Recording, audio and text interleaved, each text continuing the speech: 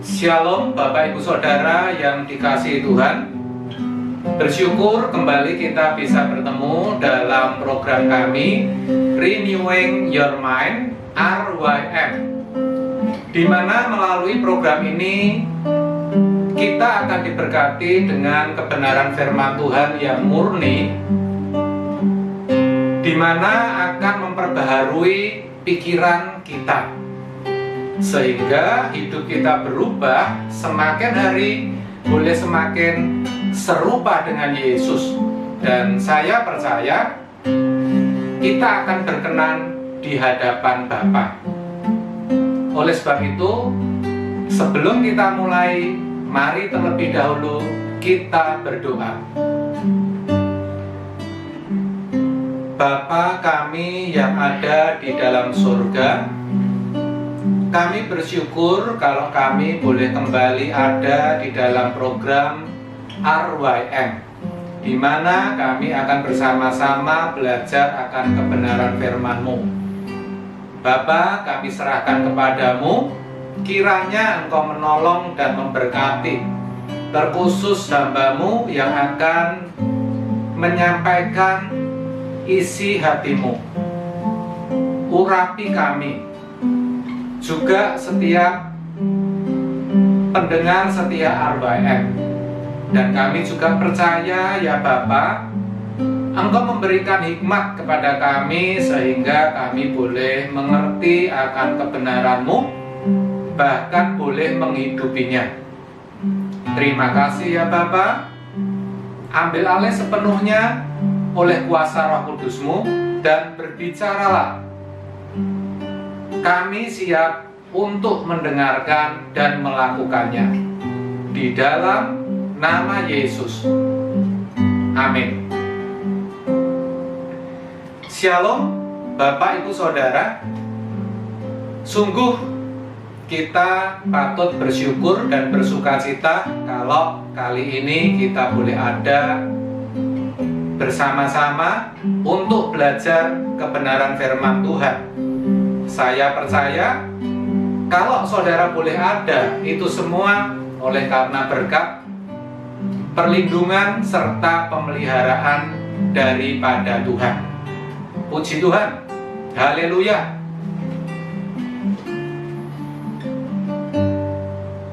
Saudara, saya mau katakan kepada saudara bahwa pada akhirnya tujuan hidup setiap orang percaya adalah menjadi serupa dengan Yesus. Itu goalnya, itu sasarannya. Itu berarti setiap orang percaya harus hidup di dalam kasih. Kenapa saya katakan begitu? Karena Alkitab berkata Allah adalah kasih. Barang siapa tidak mengasihi, ia tidak mengenal Allah. 1 Yohanes 4 ayat yang ke-8. Padahal saudara, kalau seseorang tidak mengenal Allah, itu jelas dan pasti kelak akan ditolak oleh Tuhan. Akibatnya pasti orang itu akan binasa. Tetapi yang menjadi pertanyaan adalah siapa yang harus dikasihi? Dalam Matius 22 ayat 37 sampai 39 dikatakan demikian, kasihilah Tuhan Allahmu dengan segenap hatimu, dengan segenap jiwamu, dan dengan segenap akal budimu. Itulah hukum yang terutama dan yang utama. Yang terutama dan yang utama artinya satu-satunya, artinya itu mutlak, harus dipenuhi. Yaitu apa? Yaitu mengasihi Allah dengan segenap hidup kita. Ini tampaknya diucapkan gampang, tetapi faktanya untuk dilakukan tidak mudah, saudara. Bahkan banyak dari kita kalau jujur tidak memahami apa yang dimaksud mengasihi Tuhan dengan segenap hidup. Banyak orang berpikir kalau sudah jadi aktivis gereja atau jadi full timer atau menjadi hamba Tuhan atau pendeta, itu sudah berarti melayani Tuhan dengan sepenuh hati, sepenuh waktu.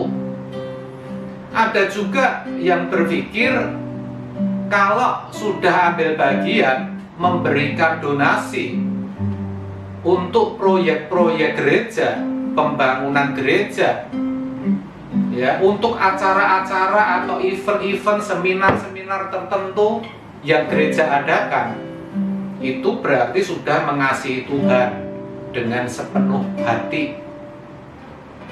Atau kalau sudah ambil bagian di dalam misi jadi evangelis atau menjadi donatur maksud saya, sudah bisa merasa bahwa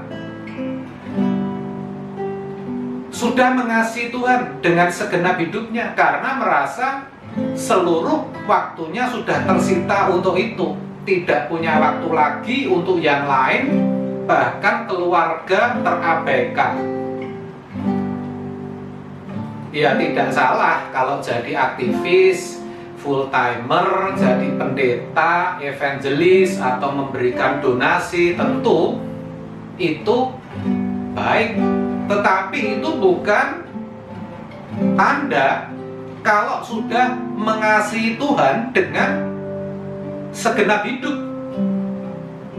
Karena kalau bicara dengan segenap hidup itu artinya mulai kita buka mata di pagi hari sampai kita kembali tidur pada malam hari, di mana apa yang dilakukan, baik itu pikiran yang tidak kelihatan, tutur kata, tindakan atau perbuatan, semuanya itu menyukakan hati Tuhan. Semuanya dipakai untuk melayani pikiran dan perasaan Tuhan. Itu baru bisa dikatakan melayani Tuhan dengan segenap hati, segenap jiwa, dan segenap akal budi. Lalu dikatakan, kasihilah sesamamu manusia seperti dirimu sendiri. Kenapa harus mengasihi sesama kita? Bukankah kita sudah mengasihi Tuhan? Ya, kita perlu tahu bahwa ketika kita mengasihi sesama kita, itu sesungguhnya merupakan bukti bahwa kita mengasihi Allah. Bagaimana mungkin, saudara, kita bisa mengasihi Allah yang tidak kelihatan, sementara dengan yang kelihatan kita tidak bisa mengasihi? Itu namanya omong kosong, saudara. Dan hal ini harus kita peragakan dalam kehidupan kita sehari-hari, mulai dari ruang lingkup yang terkecil di dalam kehidupan rumah tangga. Seorang istri yang bawel, suka bentak-bentak, tidak bisa masak lagi, suami harus tetap mengasihi. Seorang suami yang kasar, kurang bertanggung jawab, tidak care dengan anak-anak, dengan keluarga, harus tetap dikasihi. Anak-anak mungkin nakal, berani dengan orang tua, memberontak, orang tua juga harus tetap mengasihi mereka. Sebaliknya, kita juga jumpai orang tua yang tidak bertanggung jawab, tidak memberikan nafkah kepada anak-anaknya, tidak memberikan pendidikan sebagaimana mestinya, anak-anak dibiarkan tumbuh liar dengan pergaulan bebasnya, anak-anak bagaimanapun juga harus mengasihi orang tua. Mertua yang menuntut selalu dituruti, sakit-sakitan lagi, rewel lagi, itu pun harus dikasihi. Sebaliknya, ada juga menantu yang tidak tahu diri, sudah serumah dengan mertua, apa-apa dicukupin, masih memperlakukan anaknya, yaitu istri atau suaminya, dengan tidak benar. Itu pun juga harus dikasihi. Susah bukan saudara? Untuk hidup di dalam kasih. Nah, harus diakui bahwa sesungguhnya kebanyakan orang Kristen tidak mengerti makna sesungguhnya daripada kasih.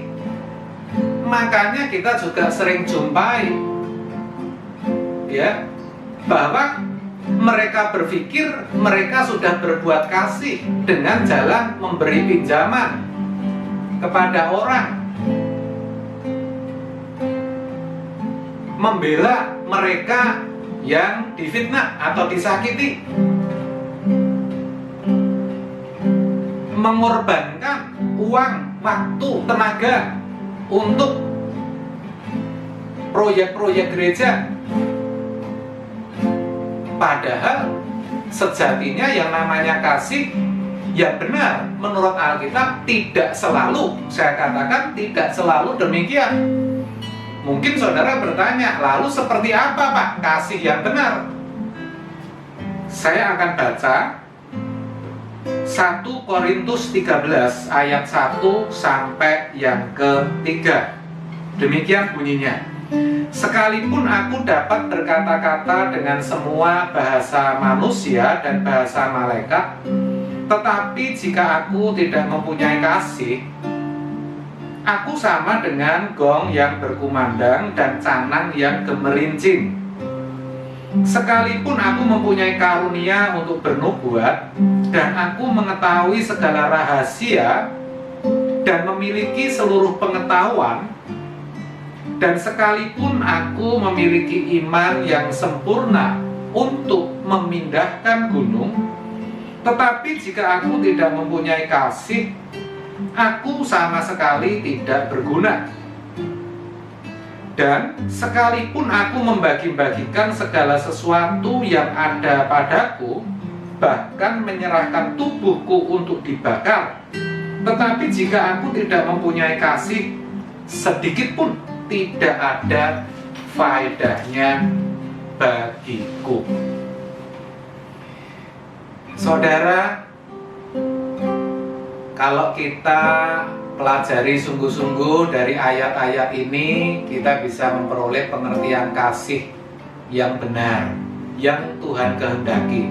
Tetapi akan lebih baik kalau saudara lanjutkan baca sendiri ayat yang keempat dan selanjutnya, supaya saudara bisa lebih mengerti. Saya percaya Roh Kudus menuntun saudara.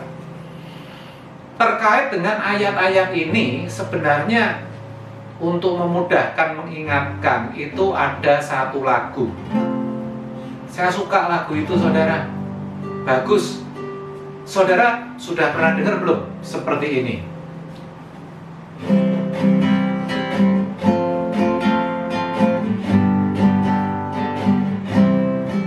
Sekalipun kita mampu 1000 bahasa, atau punya iman memindahkan gunung, namun tanpa kasih Allah dalam kita, semua itu sia-sia belaka. Sekalipun kita punya harta melimpah, atau pergi ibadah siang dan malam, namun tanpa kasih Allah dalam kita, semua itu sia-sia belaka. Kasih mengubah segalanya, kasih menutup banyak dosa. Mari kita saling mengasihi, saling memberi, saling mengampuni. Bagus ya saudara lagunya. Saya senang sungguh dengan lagu itu. Saya selalu ingat bagaimana atau seperti apa kasih yang Tuhan kehendaki. Jadi sekali lagi, kalau saudara baca di sini tadi dikatakan, sekalipun aku dapat berkata-kata dengan semua bahasa manusia, bahkan bahasa malaikat, tanpa kasih dikatakan seperti gong yang gemerincing, saudara. Dikatakan sekalipun aku bisa bernubuat dan memiliki pengetahuan, dikatakan seperti itu, tetapi kalau tanpa kasih tidak ada faedahnya. Sekalipun memiliki iman yang sempurna dapat memindahkan gunung, tanpa kasih juga sia-sia. Dan seterusnya. Dari sini, untuk memahami seperti apa kasih yang benar itu, kita harus ngerti kata kuncinya. Apa kata kunci? Kata terpenting dalam ayat-ayat yang kita baca tadi. Ya, benar saudara. Tanpa kasih. Tanpa kasih. Lalu maksudnya apa tanpa kasih? Tanpa kasih maksudnya kalau tidak sesuai dengan pikiran dan perasaan Allah. Jadi sekalipun seseorang itu bisa bernubuat, kalau Tuhan tidak kehendaki, nah itu tidak bisa dikatakan kasih. Iya kan?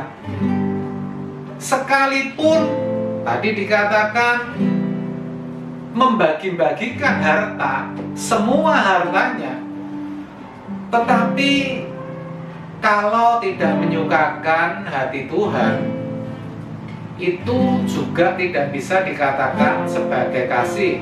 Bahkan tadi yang ekstrim dikatakan, sekalipun ada seseorang yang memberi diri untuk dibakar,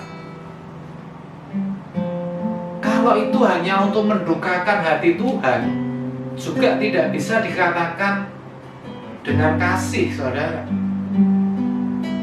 Jadi dari sini jelas yang namanya kasih adalah sesuai dengan pikiran dan perasaan Allah.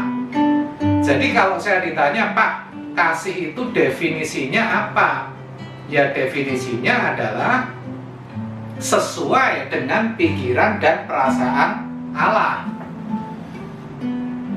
Kalau tutur kata, tindakan, dan perbuatan kita tidak sesuai dengan pikiran Allah, itu artinya kita belum berbuat kasih. Kita belum hidup di dalam kasih. Jadi hidup kita itu harus teosentris, jangan egosentris, harus berpusat pada Tuhan, bukan berpusat pada diri kita sendiri, saudara. Yang kita layani itu pikiran dan perasaan Tuhan. Tapi sayangnya kalau mau diakui, kebanyakan dari orang Kristen tidak memahami yang namanya kasih ini dengan benar. Apalagi kalau mereka sudah tua, merasa berpengalaman, merasa lebih banyak tahu, biasanya tidak memahami kasih dengan benar. Dan itu bisa kita lihat, kita jumpai ada orang tua yang membela anaknya mati-matian dan mengorbankan anaknya yang lain. membantu dalam hal keuangan, padahal anak yang ditolong tidak bertanggung jawab, malas, suka judi, mabuk-mabukan. Masa seperti itu bisa dikatakan sebagai kasih? Kalaupun dikatakan sebagai kasih, maka yang tepat ya kasih yang membinasakan. Nggak mungkin seperti itu kasih yang menyelamatkan, saudara. Ada juga orang yang memang unggul dalam pengetahuan, memiliki sederetan gelar, bahkan menjadi politikus. Orang seperti ini bisa menggerakkan, saudara, memotivasi orang lain untuk ambil bagian dalam proyek-proyek kemanusiaan. Tetapi ingat, sering kita jumpai bahwa di balik itu ada agenda yang tersembunyi, di mana dia mendapatkan keuntungan. Tentu ini tidak menyukakan hati Tuhan. Apakah itu juga bisa dikatakan kasih? Ada juga orang kaya yang dermawan, saudara, yang begitu peduli, kadang untuk hari raya keagamaan, meskipun bukan agama atau keyakinan yang dianutnya, dia memberikan donasi, dia membagi-bagikan uangnya. Tetapi kalau cuma untuk cari popularitas, supaya dipandang baik, supaya dihormati, supaya dikenal, apakah itu juga bisa dikatakan kasih, saudara? Orang-orang seperti ini celaka, saudara. Alkitab yang berkata, dikatakan di dalam Yeremia 17 ayat yang kelima, terkutuklah orang yang mengandalkan manusia, yang mengandalkan kekuatannya sendiri, dan hatinya jauh dari Tuhan. Ayat ini sebenarnya merupakan peringatan yang keras, saudara. Supaya apa? Supaya kita jangan mengandalkan kekuatan kita. Jangan cari kemuliaan untuk kita. Nah, kalau kita seperti tadi saya katakan, misalnya membagi-bagikan uang, membagi-bagikan harta untuk cari popularitas, berarti untuk mendapatkan kemuliaannya sendiri, dia mengandalkan kekuatannya sendiri, maka jelas dikatakan terkutuk. Maka untuk bisa hidup di dalam kasih, mau tidak mau, kita harus bisa menanggalkan pikiran dan perasaan kita. Sebaliknya, kita kenakan pikiran dan perasaan Allah. Hidup kita harus seluruhnya kita persembahkan kepada Tuhan, saudara.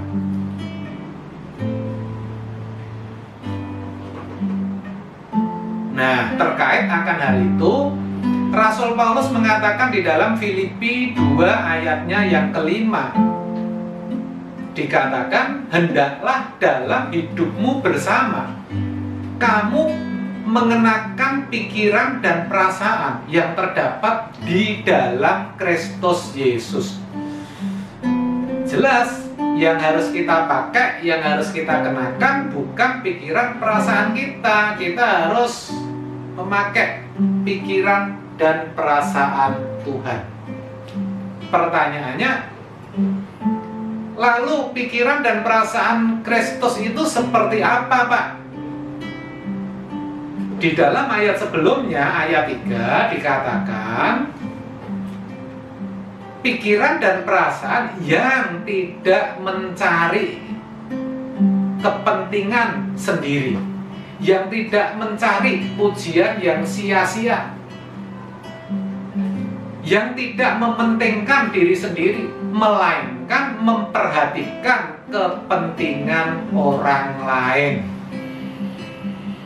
Wah, saudara, kalau bicara memperhatikan kepentingan orang lain itu susah.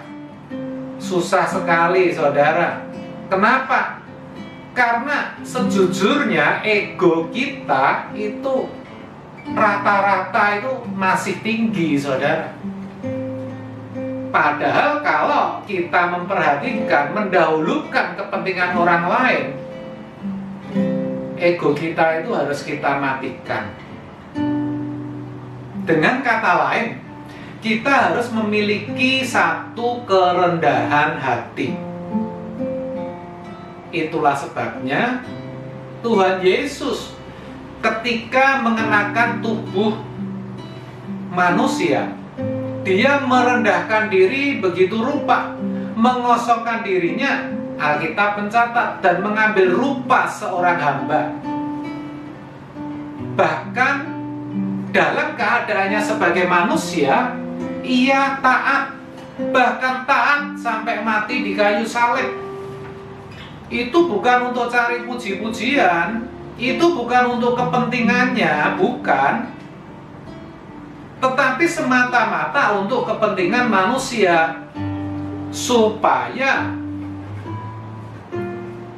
manusia bisa diampuni dosa-dosanya.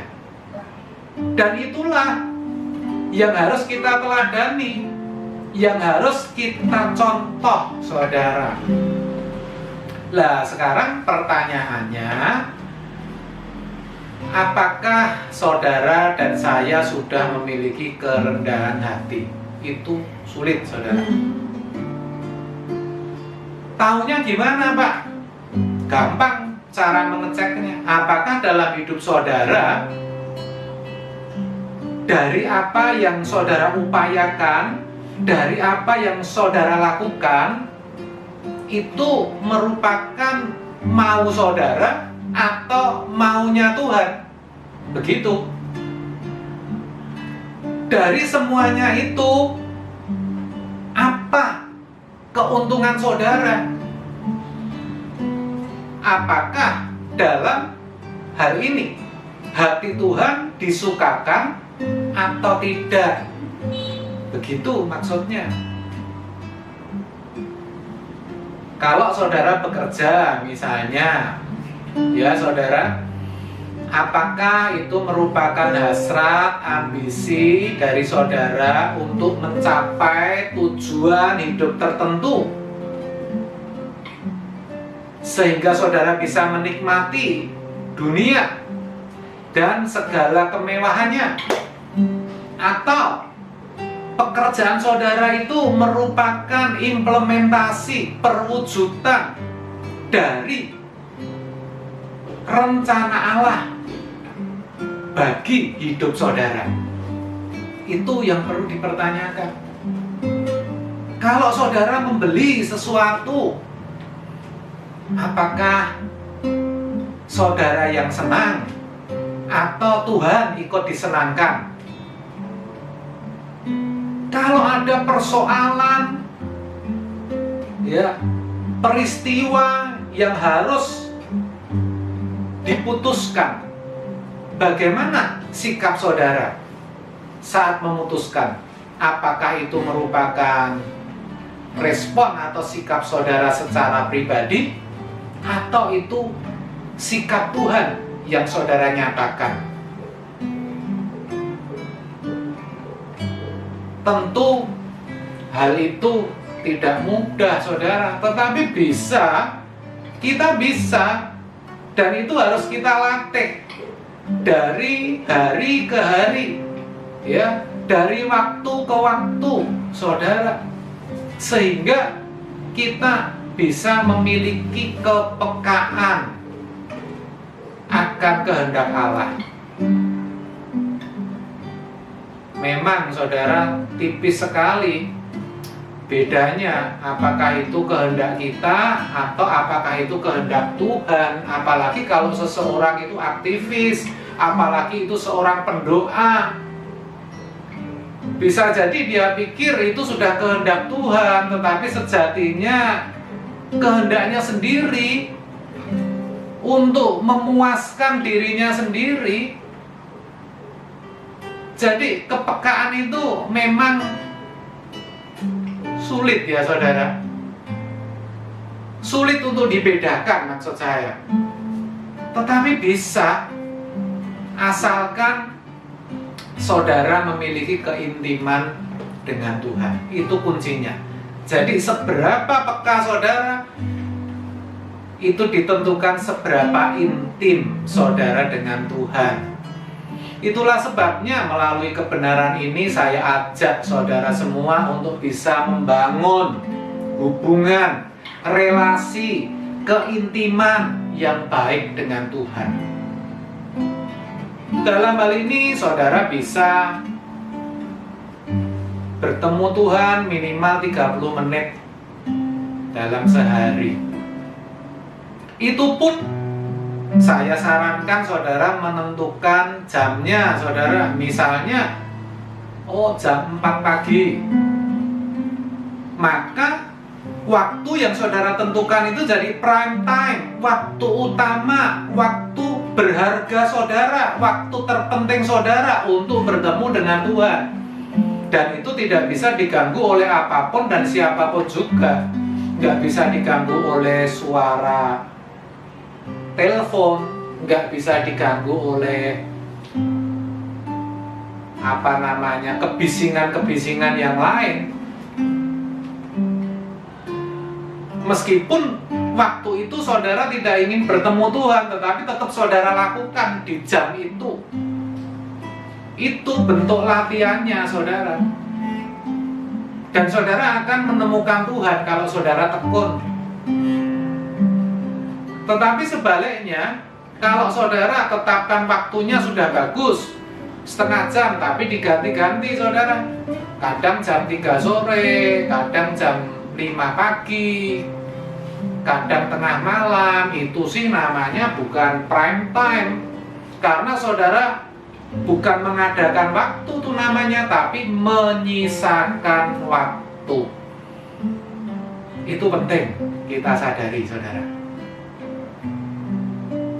Selain itu, ketika saudara bersentuhan dengan Tuhan, ketika saudara mengalami Tuhan, harus ada yang diperkarakan. Perjumpaan dengan Tuhan itu harus komunikatif, harus dua arah. Pertanyaannya, apa yang mesti kita perkarakan, Pak? Ya, kehendak Tuhan di dalam hidup saudara. Saudara harus mencari tahu apa yang Tuhan mau saudara lakukan dalam hidupmu.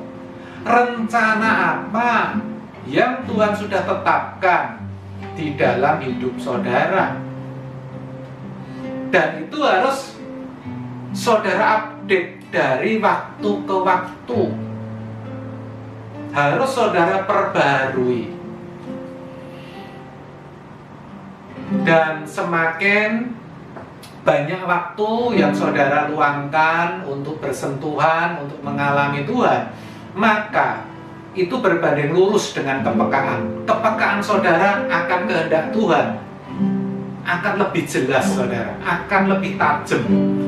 Sehingga dari sini saudara akan mengerti apa yang dimau Tuhan. Dengan kata lain, apa yang saudara pikirkan, apa yang saudara katakan, apa yang saudara lakukan, semuanya akhirnya akan sesuai dengan pikiran dan perasaan Allah.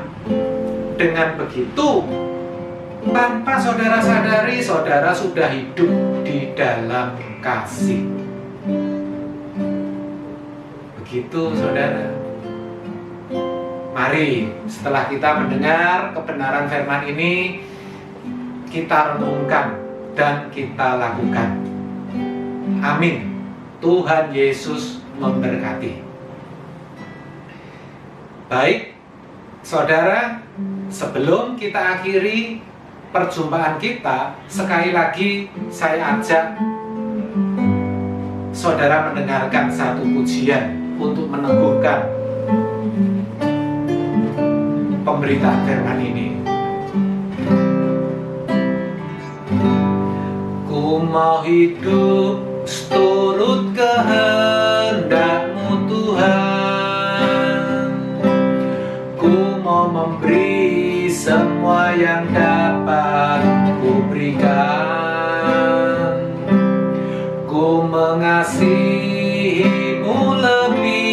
dari semua,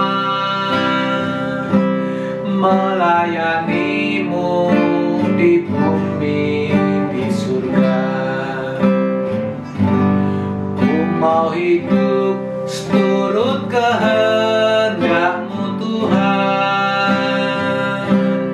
Ku mau memberi semua yang dapat ku berikan. Ku mengasihi-Mu lebih dari semua, melayani-Mu di bumi, di surga. Kau ajarku hidup yang sungguh berarti, seperti hidup yang Engkau jalani. Anggur yang tercurah, roti yang terpecah, hidup bermakna bagi sesama. Kau ajarku hidup yang sungguh berarti, seperti hidup yang Engkau jalani. Anggur yang tercurah, roti yang terpecah, hidup bermakna bagi sesama. Hidup bermakna bagi sesama. Hidup bermakna bagi sesama. Mari kita berdoa. Bapa, kembali kami menghadap hadirat-Mu yang kudus dengan hati yang penuh syukur serta sukacita oleh karena kebenaran yang boleh kami dengar. Sekarang kami tahu bagaimana kami harus hidup di dalam kasih. Pikiran dan perasaan-Mu itulah yang utama. Kami sadar ya Bapa bahwa hidup ini sejatinya melayani pikiran dan perasaan-Mu. Kami mau berkomitmen ya Bapa untuk hidup di dalam kasih. Kami rindu hidup kami semakin serupa dengan Putra Tunggal-Mu, Tuhan kami Yesus Kristus. Kami rindu kelak kami berkenan di hadapan-Mu. Terima kasih ya Bapa, memberkati setiap kami yang mengikuti program ini. Kami percaya Bapa, Engkau memperhatikan, Engkau memberkati kehidupan mereka. Yang berkekurangan Engkau cukupkan, yang sakit Engkau sembuhkan. Bahkan mereka yang mengalami berbagai masalah, Engkau juga singkapkan apa yang merupakan maksud dan isi hati-Mu atas masalah itu.